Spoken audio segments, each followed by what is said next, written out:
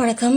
இந்த பதிவில் என்ன சொல்கிறேன்னா, நம்முடைய சொந்த பந்தங்கள் சரியில்லைன்னா, அதை அதை அதை நம்ம வெளியில் சொல்ல மாட்டேங்கிறோம். ஏன் சொல்ல மாட்டேங்கிறோம்னா, நமக்குன்ட்டு யாரும் சப்போர்ட்டுக்கு இல்லை அப்படின்னு வெளியே தெரியறது நமக்கு நல்லதில்லை அப்படின்ட்டு நம்ம நினைக்கிறோம் இல்லைங்களா? அதை சாதகமாக பயன்படுத்தி தான் இந்த மாதிரி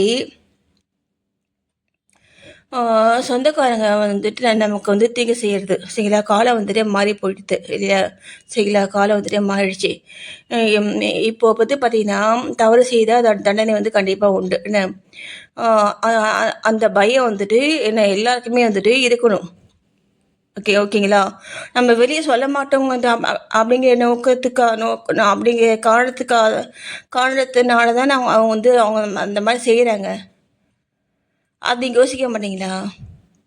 இப்போது சொல்ல புரியுதுங்களா? வெளியே நம்ம சொல்ல மாட்டோம் அப்படிங்கிற காரணத்தினால தானே அவங்க அவங்க இந்த மாதிரி செய்கிறாங்க. நம்ம வெளியே சொல்லுவோம் அப்படின்னு அவங்க ஃபீல் பண்ணாங்கன்னா அவங்க செய்ய மாட்டாங்கல்ல இல்லைங்களா? அப்படிலாம் கிடையாது என்ன. உலகம் ரொம்ப பெருசுங்க. நல்லவங்களும் இருக்காங்க சரிங்களா? நல்லவங்களும் இருக்காங்க.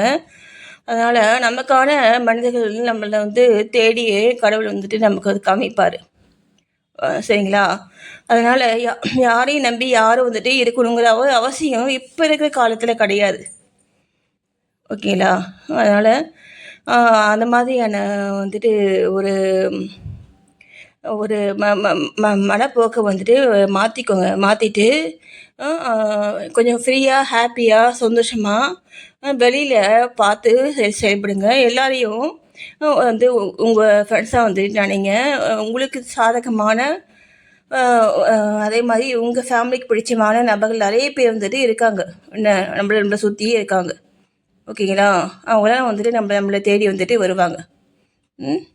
நன்றி.